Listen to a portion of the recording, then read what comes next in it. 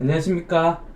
조코노미 조영재입니다. 많은 분들이 저의 근황에 대해서 많이 궁금해하시고 많이 연락도 오셨습니다. 유튜브 적은 거 아니냐, 무슨 일 있느냐, 이렇게 연락을 많이 주셨는데 걱정 끼쳐드려서 죄송합니다. 제가 5월달에 코로나에 걸리고 또 한동안 자가격리와 입원 치료를 병행했고 이후에는 이 후유증을 겪으면서 굉장히 고통스러운 시간들이었습니다.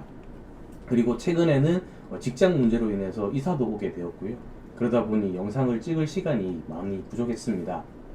이렇게 늦게 촬영하게 돼서 업로드하게 된 점 진심으로 사과드리고, 앞으로는 좋은 영상과 내용들을 자주자주 올리면서 많은 분들이 주식을 통해 수익을 많이 볼 수 있는 그런 영상을 제작하는 데 힘쓰도록 하겠습니다. 자, 오늘 준비한 내용은 우리가 대북주죠. 이 북한 관련된 이슈가 있었고 또 그 관련된 악재가 또 나왔습니다. 자, 언급을 해드리자면 얼마 전 이 김정은이 미국의 대화 테이블에 참석을 하겠다라는 희망적인 메시지를 던지면서 대북주들 대부분 크게 상승을 했고 또 대북 철도나 관광 등등 여러 섹터들이 상승을 보였습니다. 그렇지만 오늘 김여정이 미국과의 대화는 없다, 그런 발언을 하면서 아무래도 내일은 빅텍이란 종목이 조금 상승을 보이지 않을까, 그리고 국내 시장 역시 조금 조정을 받지 않을까라는 의미에서 한번 준비를 해봤고요. 이 두 번째로는 LG 마그나사 이 7월 달에 이슈가 하나 있습니다. 관련해서 신성 델타테크와 현우산업 이 두 가지는 같은 섹터의 테마의 종목인데 이 두 종목의 차트의 흐름이 비슷합니다. 그래서 이렇게 차트를 조금씩 만들어 간다. 물론 관련 종목으로는 나라 M&D나 여러 종목들이 더 있기는 하지만 그 종목들보다는 신성 델타테크나 현우산업이 이 대장주와 부대장주의 역할을 서로 좀 하지 않을까라는 의미에서 한번 준비를 해봤고요. 또 세 번째, 이제 AP위성이라는 종목입니다. 이 AP위성을 들고 나온 이유는 최근 이 구글 창업자죠. 이 창업자께서 7월 달에 우주를 떠난다는 소식이 있습니다. 그런 기간 재료가 있기 때문에 한번 들고 나와봤고, 또 차트가 이쁘게 또 바뀌는 흐름을 볼 수가 있었습니다. 그뿐만 아니라 우주 관련된 섹터들은 좋은 내용들이 많이 있는데 우선 신문 기사부터 한번 보시도록 하겠습니다. 자, 신문 기사 보시게 되면 첫 번째 빅텍에 대한 내용이죠.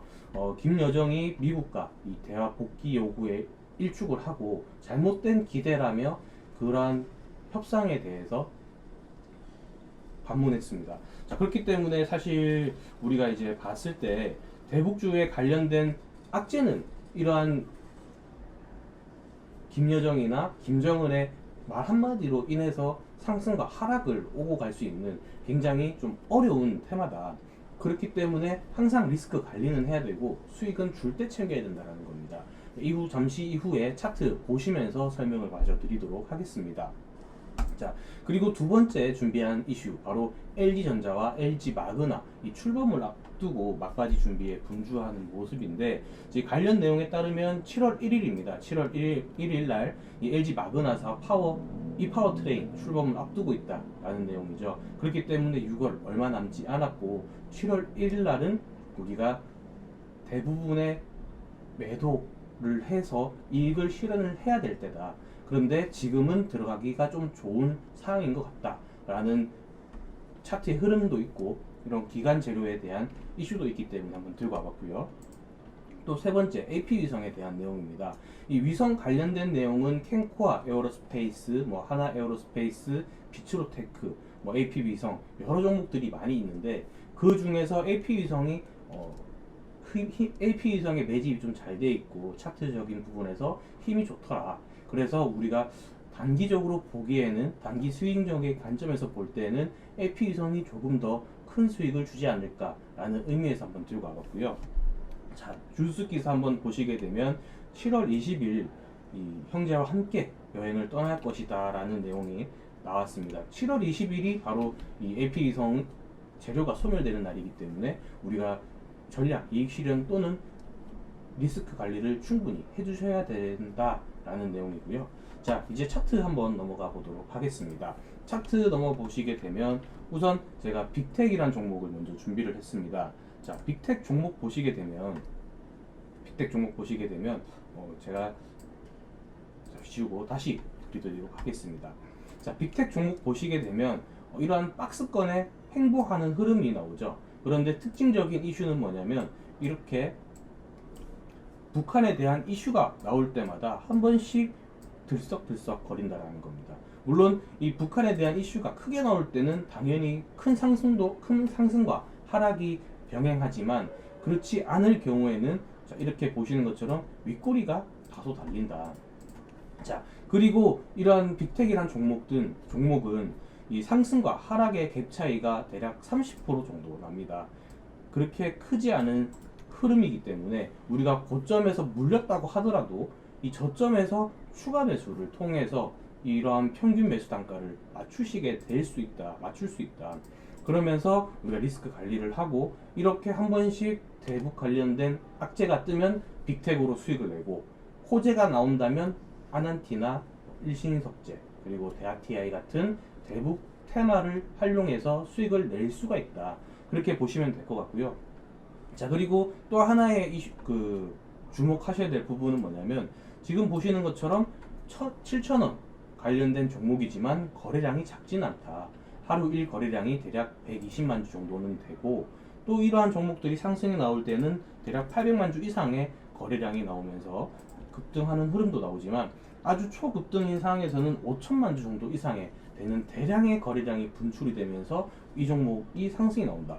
그렇다면 여러분, 자, 이 빅텍이라는 종목을 공략하기 위해서는 어떻게 하셔야 될까요? 자, 9시 장이 시작하면서 9시 반, 10시 사이까지 대략 800만 주 거래량이 뜬다면 우리는 단타적인 스캐핑적인 관점에서 접근을 해보실 수가 있을 겁니다. 이런 종목은 반드시 말씀을 드리지만 손절을 잡고 진행을 하시던 아니라면 분할 매도로 대응을 하셔야 된다. 사실 이런 종목은 은행 상품보다 더 매력적이다라고 저는 보는데 그 이유가 변동폭이 크지가 않습니다.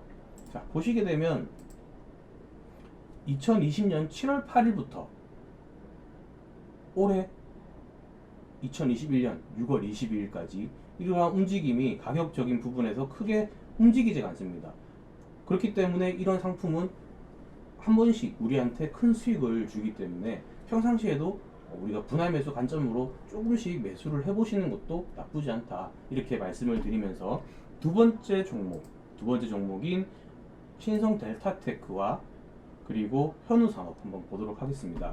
자, 우선 제가 현우산업과 이 신성 델타테크, LG 마그나사 관련 종목인데 흐름이 비슷하다고 말씀을 드렸습니다.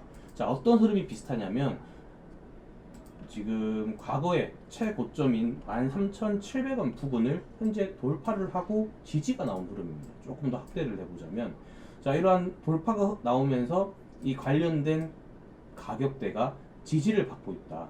그렇기 때문에 이 종목은 조금 더 단기적인 상승을 할 수가 있다. 이렇게 보는 것이고 또 현우산업의 차트를 한번 또 보도록 하겠습니다. 자, 현우산업의 차트를 보시면 역시 마찬가지입니다. 7,390원 전 최고점 구간을 돌파를 하면서 견고하게 지켜주는 흐름이다. 자, 그렇다면 신성 델타테크는 대장주로서의 역할을 하고 현우산업의 경우에는 부대장주로서의 역할을 할 수 있다. 이렇게 보셔도 무방할 것 같고요. 자, 이런 종목들은 그렇다면 어떻게 접근을 해야 될까요? 자, 보시게 되면 전 고점에 지금 지지 라인이 나왔습니다. 조금 차트를 확대해서 말씀을 드리자면 13,780원대 이 구간이 지지가 나오면서 최근 흐름도 이렇게 지지를 해주고 상승과 하락, 매집을 조금 했던 흔적들이 보이고 단기 분봉을 한번 보도록 하겠습니다. 신성 델타테크 단기 분봉의 흐름을 한번 살펴보시게 되면 자, 앞서 말씀드렸던 것처럼 13,750원 구간에 대한 지지가 나왔고 자, 그런데 앞서 빅텍을 제가 맨 먼저 설명을 드린 데는 이유가 있습니다. 악재적인 종목이 상승을 하게 되면 대부분의 국내 증시 종목들은 하락이 나올 수밖에 없다. 자, 그렇다면 우리는 내일 시장의 상황을 지켜보고 충분히 지켜본 이후에 진입을 하는 게 가장 현명한 선택이시겠죠. 하지만 지금 상황에서 말씀을 한번 드려보자면 우선 1차적인 지지 구간은 12,800원 선이 되겠습니다. 자, 그리고 2차적인 지지 구간은 대략적으로 11,000원 구간이 나오는데요. 사실 이 14,250원에서 14,250원에서 매수를 함과 동시에 12,800원, 11,000원대까지 하락이 나온다면 이 손실폭이 굉장히 큽니다.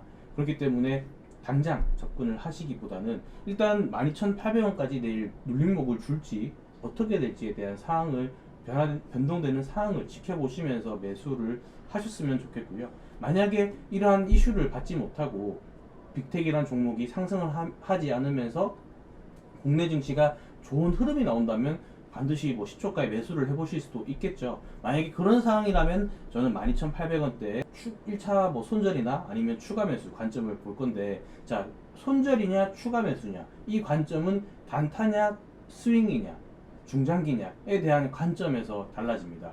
여러분들께서 큰 돈을 한 번에 나는 큰 돈을 몰빵식으로 하겠다, 물론 그렇게 매매에서는 깡통을 찰기가 좋겠지만 우선 12,800원대까지는 한번 지켜볼 만하다. 그리고 내가 만약 스윙적인 관점에서 조금 길게 보겠다고 한다면 12,800원보다는 12,200원대에서 추가 매수를 하시는 방법도 있습니다. 자, 그리고 11,000원 구간까지 어떻게 변동이 되는지 한번 살펴보시면서 대응을 하시는 게 가장 좋고요. 사실 우리가 추가 매수라는 것 자체는 손절 가격에서 추가 매수를 하는 겁니다. 자, 그 이유는 뭘까요? 비중이 적은 분은 뭐 5%, 10%인 분들은 추가 매수가 가능하시겠지만 비중이 첫 매수의 비중이 30%, 40%인 분들은 어쩔 수 없이 손절할 수밖에 없다. 이유는 10%인 분들은 두 번을 사더라도 두 번을 더 추가로 사시더라도 30%의 비중밖에 안 되지만 30%인 분들이 두 번을 더 사게 되면 내 계좌의 90%를 한 종목에 담게 되는 겁니다. 그렇기 때문에 심리적인 부분에서 내가 그러한 심리를 버텨낼 수 있다면 물론 그런 매매를 하셔도 되겠지만 일반인 분들 중에는 대부분 그러한 심리를 버티실 수 있는 분들이 적기 때문에 분할 매수 관점으로 우리가 첫 매수에서 수익을 주더라도 양보하고, 만약에 내가 매수한 시점에서 떨어진다면 큰 리스크 없이 손절보다는 추가 매수를 통해서 우리가 진입을 해볼 수 있다는 거죠. 물론 추가 매수를 하시는 데 있어서는 그 종목을 어떤 종목을 선택하냐에 따라서 당연히 손절이냐 추가 매수냐 이러한 관점도 바뀌시게 될 겁니다. 하지만 이슈가 살아있는 종목은 손절보다는 분할 매수로 대응을 하는 것이 결국에는 그 뒤에 따라올 급등, 상승, 수익을 우리는 가져갈 수 있다. 자, 이렇게 말씀을 드리고 두 번째 현우산업 종목에 대해서 한번 말씀드려 보도록 하겠습니다. 현우산업 역시 신성델타테크와 크게 다르지 않습니다.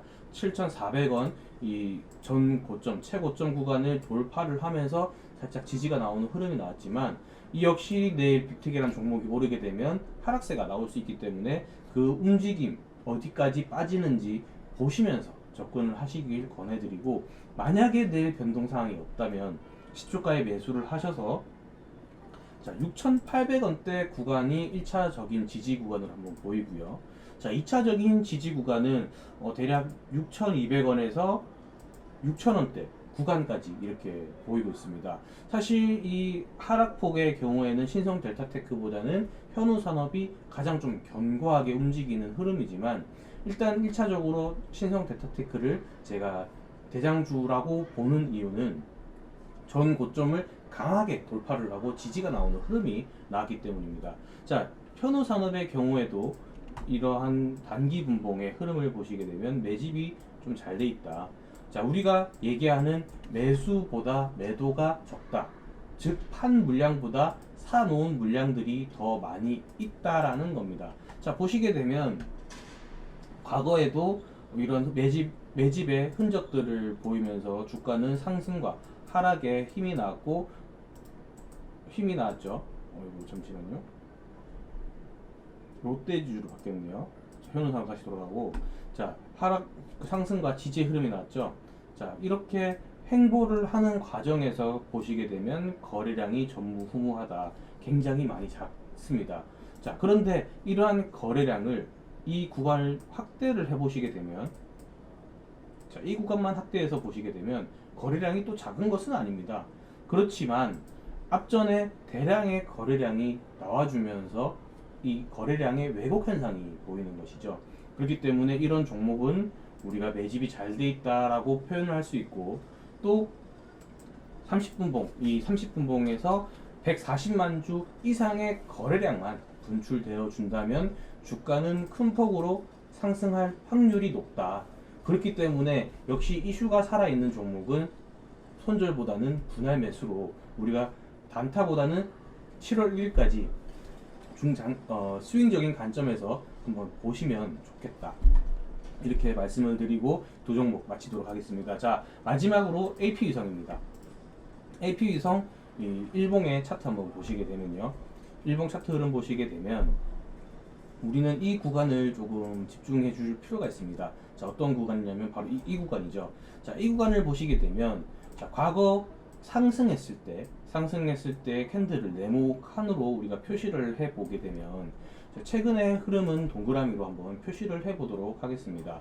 자, 과거의 흐름 보셨을 때 지금 거래량과 과거의 거래량 차이가 좀 확연히 느껴지시나요? 자, 이렇듯 지금 다시 한번 거래량이 조금씩 들어오고 있다. 자, 그런데 이렇게 윗꼬리가 달리는 이유에 대해서 물어보신다면, 당연히 이 앞전 거래량 꽉 찬 캔들이 나왔을 때는 1300만 주 정도의 거래량이 분출이 됐을 때, 1300만 주 정도의 거래량이 분출됐을 때 이렇게 이쁜 장대 양봉이 나오고 또 이렇게 윗꼬리가 조금 나오지만, 지금처럼 300만 주, 400만 주 정도의 거래량에서는 당연히 윗꼬리가 나오는 것이다. 그것은 당연한 결과다. 왜? 많이 사고 많이 팔고에 대해서 우리가 봤을 때, 많이 샀다라고 하는 거는 1300만 주 이상의 거래량이 분출이 됐을 때는 많이 샀다라고 표현을 할 수 있겠지만, 300만 주 밑으로의 거래량은 적게 샀다. 그리고 지금 현재 매수 물량 대비 매도 물량이 크지가 않다. 자, 그렇기 때문에 지금은 매집이 조금씩 되어가는 구간이고, 또 차트의 또 특이점을 한번 보시게 되면요, 자, 16,000원 구간을 크게 돌파하지 않으려고 하는 흐름이 나왔지만 오늘 종가에서는 이쁘게 한번 만들어줬죠. 그렇기 때문에 과거에서는 차비를 보내주고 집에 보내는 형태였다면, 오늘은 너가 이 정도면 탑승할 만하다, 같이 수익을 볼 만하다 라는 의미로 저는 또 해석이 됩니다. 자, 분봉 한번 보도록 하겠습니다. 30분봉이고요 30분봉 차트를 조금 축소를 해서 보도록 하겠습니다. 자, 축소해서 보시게 되면, 자, 역시 마찬가지입니다. 앞전에 상승, 과거의 상승에 대비해서 최근의 흐름도 이렇게 보실 수가 있고요. 자, 다시 최근의 흐름은 동그라미로 조금 바꿔서 지금 보시게 되면 거래량이 조금씩 들어오고 있다. 그러면서 상승과 하락이 병행하고 있지만, 특이점은 이러한 고점을 이제는 조금 돌파하려고 하는 흐름이 나타난다.